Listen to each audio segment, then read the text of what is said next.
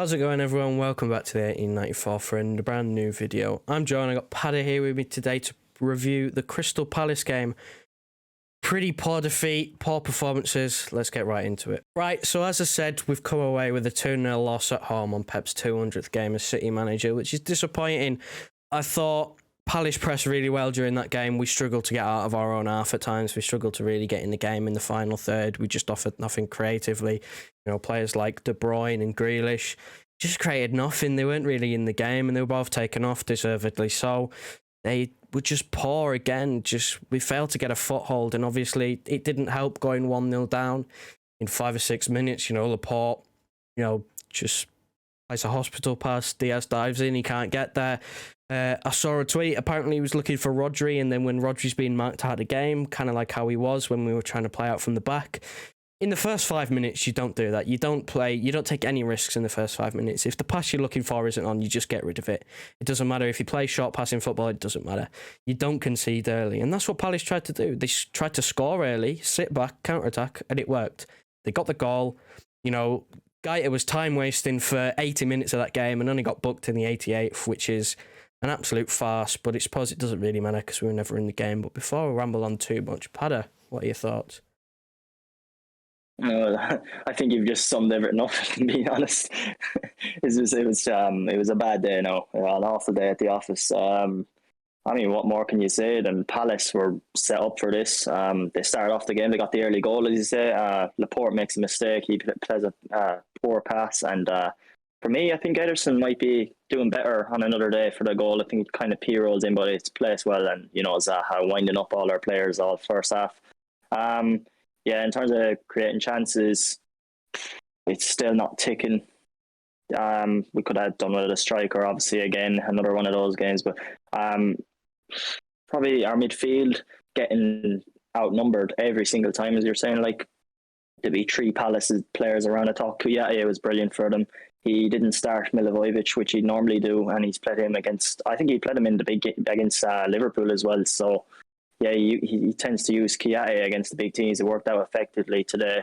And City were awful. Like, every single player. I couldn't name one player that played a good game, I thought Cancelo was off. Laporte obviously off. Walker, that cross in the last 5 minutes just summed up the whole performance. 3 of our players lined up in the box ready to score, and he skies it into Rosette. And De Bruyne was off.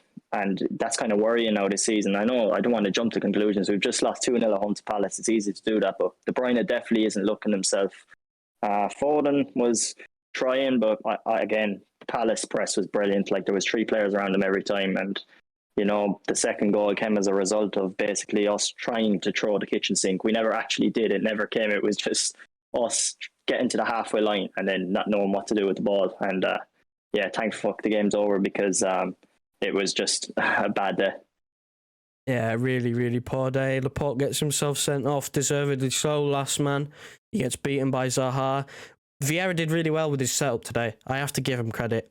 Set up in a 4-3-3, played 3 players who can all play in 3 different positions. Played Ayew, Zaha and Edouard as a front 3. Now, on paper, you look at that, you think Edouard might be up front, Zaha on the left, on the right, with Ayew on the left. It could be Ayew up front. It wasn't that fluid, but he put Zaha up front, which causes problems. He gets the early goal from Gallagher, capitalising on that mistake. He gets the early goal. He kind of scuffs his shot. Ederson should probably do better. But, he's there and he finishes his chance. He gets it. He winds up our players during the first half, especially Jesus, who had a little kick out at him, at half time. And then, he just causes problems. He gets Laporte sent off because Laporte has to drag him down. Otherwise, he's going to be in another situation where you think he probably scores that.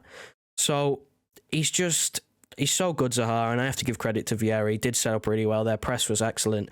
Striker or no striker, we failed to create anything because we just didn't get it into a position where we could create anything because we just couldn't move the ball around because of how good that Palace press is. But I do just want to touch on the goal that we actually scored that was offside. It was just about offside. I mean, the ball from Foden to Jesus, and Jesus' position in the run that he makes is great and all, but it's unfortunate that it's offside. But, Game's the game.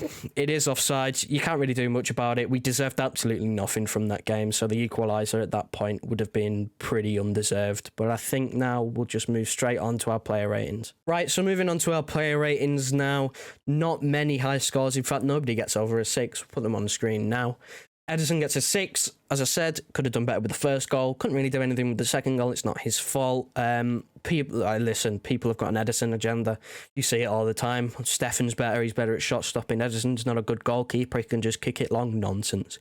You don't win 2 Golden Gloves back to back, if you can't save a football. It's absolutely nonsense. Yes, he could do better, but he knows that.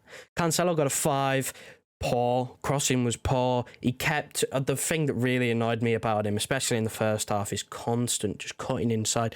I know he's going to cut inside, but he's shooting from 30-40 yards all the time, just over the bar. Just wasn't happening, and he continued to do it, and it was just really, really frustrating. He's one of our more creative players. He's a player that we rely on to create chances. That's what he does. That's his role in the team. Drift inside and, create chances. That's what he does. He's practically a midfielder for us. He wasn't doing that. He just kept on shooting, and it was just really annoying. And then he got taken off for Mahrez when, like you said, we were throwing the kitchen sink at it, and it backfired because Diaz was playing left back. But Laporte gets a 3. Costs us the game. You can't really say much more. Costs us the goal, gets himself sent off, which then compromises the rest of the game. Not much more you can really say. Diaz a 6. He did well, considering in that second half for about 10 minutes, he was a one-man defence before Stones came on. That's a standard performance. You can't really get higher than a 6 if you concede 2. And Walker gets a 5. He was okay, but that cross was just dreadful. What do you think of them? Oh, brilliant cross. It just summed up the game, didn't it, basically? I already explained it. If you've got players in the box, just play it along the ground, and he just... typically, Walker's always been kind of known for that anyway. He's been a great fullback. We rely on him so much, for his pace and stuff, but his crossing's always been a letdown, so we'll let him off. Yeah, no, he's usually getting to the byline and just doing cutbacks and square balls because his crossing, his actual proper crossing isn't great. He's not a Trent. He's not that sort of player. He bursts past a man and, plays it low on the floor. That's what he's good at, and I don't know why he didn't decide to do that. But moving on to the midfield, gave Rodri a 6. He was playing forward passes again, which, he's doing that now consistently, which is great. But again, we conceded twice, and he's supposed to be the shield to, back 3, back 4, whatever you want to call it. It was it was different numbers at different times. But I mean, he was the main man going forward as well, which was just odd. Yeah. That shows you how poor we just were with creating anything and having anyone there to finish the chances. He was always on, the edge of the box, receiving the ball in the box. He was so odd today. And Bernardo was 6. Pretty average for him. He always runs. He constantly runs. You can't, just dismiss the effort that he puts in, the shift that he puts in. But today it just wasn't happening. It's just simple enough. No one in that attacking area just could get a hold of the ball properly and make anything happen. Which brings us on to De Bruyne, who gets a 5. Now, this is very, very worrying for De Bruyne because he's been on poor form for a while now. Yes, he's getting goals and assists every now and then still, but his overall performances have been way below par for him. And today was another example of another one. He was just... I described it as nowhere and everywhere at the same time. He popped up in different areas of the pitch all the time, but he was just nowhere. He couldn't get a foothold in the game. And no player should be untouchable. No player in the world, maybe bar like Messi and Ronaldo. They shouldn't be untouchable. Kevin De Bruyne shouldn't be untouchable in this team. If he's playing poor, he should be able to be dropped, as well as someone like Laporte, who should get dropped for today. He hasn't had a good game in I don't know how long. If he's still injured, maybe we should think about, letting him recover, because obviously he's coming off that facial injury against Chelsea in the Champions League final, ligament damage from the Euros. We rushed him back against Spurs, and then he was out for more weeks. If we've rushed him back... Don't bother, because he's playing poor. If he needs more time, give him more time. But I could ramble on all day. What are your thoughts on that? The thing is, though, about De Bruyne also, because he obviously is one of the best in the world, but he's easily replaceable in our team. Ilkay Gundogan didn't even come on today, and he's fully fit, and how key was he to our team last season? I mean, it's worrying with De Bruyne, because you don't know if it's him. I hate to say it, you don't know if it's like a mixture of him getting older or if it's a result of the injuries he's picked up, obviously, in the Champions League final and the Euros. But Yeah, I think Gundogan should be in for the derby, but I don't know. It'd be a big statement, wouldn't it? Dropping De Bruyne for the derby. It'd be interesting Yeah. to see what happens there. I mean, yeah, it'd be a massive statement, but if I'm looking at this now, if he plays Bruges and doesn't have like a good game, like he needs a good game. It's Bruges. We put 5 past them, last time we played them, and we're playing at home against them. If he plays that and doesn't have like a good game, it's worrying. It's very worrying. We need him on form. We're 5 points behind Chelsea as it stands, which, given 5 points isn't, an awful lot considering we're only 10 games in the season. But Chelsea don't look like losing anytime soon. Chelsea wouldn't lose to this Palace team. Chelsea would put 2, maybe 3 past them, and they'd win. They'd keep a clean sheet. They'd win because they find ways to win. At the moment, we're struggling. We're struggling going forward, finding ways to win. Now, striker or no striker, it doesn't matter. We've got the squad that we've got, and you can only play what's in front of you, and you can only use what you've got. And if we're not willing to, I know Delap's coming off an injury, but if we're not even willing to try and have him at least like on the bench as like a plan B, then we're asking for it at the end of the day if we don't have a striker. At the end of the day, it's more than good enough. And I'm thinking now, he's not been good for a while. Maybe move him further forward because he's not having a massive impact on games. So maybe put him in the false 9 like last season. Because as you mentioned, Gundogan's fit and he was integral last season. And De Bruyne played further forward that season. So I'm thinking maybe you go back to that and drop Foden back. I don't know. But something needs to change, whether it's give him, more time because he's still injured. You don't know. You don't know what's happening. At the end of the day, you've just got to hope that something happens. But moving on to the front 3, Grealish, poor, subbed again. The thing that frustrates me with him as well is he's a bit like Mahrez started last season, where it's just left foot for him. With Grealish, it's just right foot. He'll get to the byline and then realise he has to use his left foot.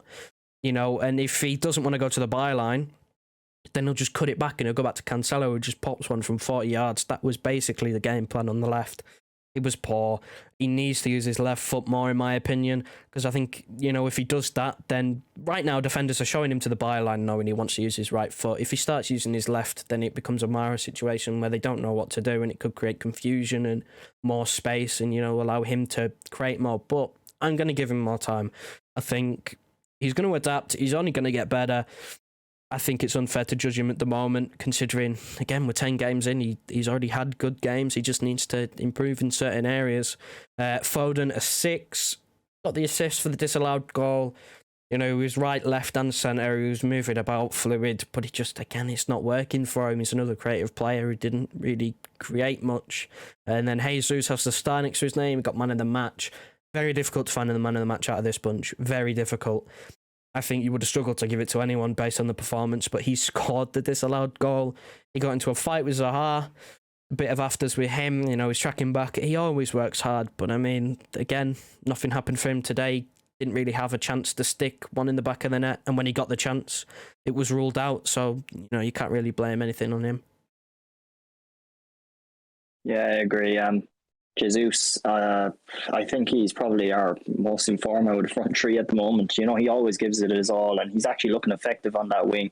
Grealish, I think I agree with you as well. Like, we can give him more time because he's got to adapt this game. Like, as you said, he runs to the byline and he's forced onto his left foot, and if he doesn't do that, he has to come back and pass it back to someone. And it's just so predictable at the moment. It's the very same as Mahrez. You're right. Like, it's what we were used to before was Leroy Sané on that left, and he'd use the pace, he'd explode past defenders. Grealish doesn't have that. That's not why we signed him. Grealish is probably going to adapt his game in time, hopefully, and I'd actually like to see Grealish in like central, but we'll see in time. We've got to give him time. We've just signed him. Foden, again, giving it his all. Just none of our players could get past the Palace press. There was 4-5 Palace players around every time. They wanted more. They wanted the ball more. And I think I agree with the front 3 ratings. Yeah, look, I look at Grealish and I go, I agree. He's not pace related. He was there for his chance creation. He was there to add something that we already have in abundance, but he's really, really good at, and he's up there for chances created in the league already. And some people are still calling him a flop, so I don't know about that one. But yeah, I would genuinely think about when the derby comes around, maybe put Grealish in the midfield, put Foden on the left and De Bruyne up front, rethink them 3 players in them 3 roles and maybe try something. something that might work. Foden was good last year on the left. De Bruyne was good last year up front. Maybe try Grealish in the midfield, because at the end of the day, he doesn't have the pace that a Foden has. Foden is deceptively quick. He is actually pretty quick. So he'd be better suited if we want to play like that. But those are just our player ratings. Let us know in the comments your player ratings. I can't imagine they'd be any different to ours. Maybe slightly lower, if anything. But I always love to know what you hear. Like the video if you enjoyed it. Subscribe if you're new. We've just hit 500 subscribers. Big thanks to everybody. We'll see you for Bruges in midweek.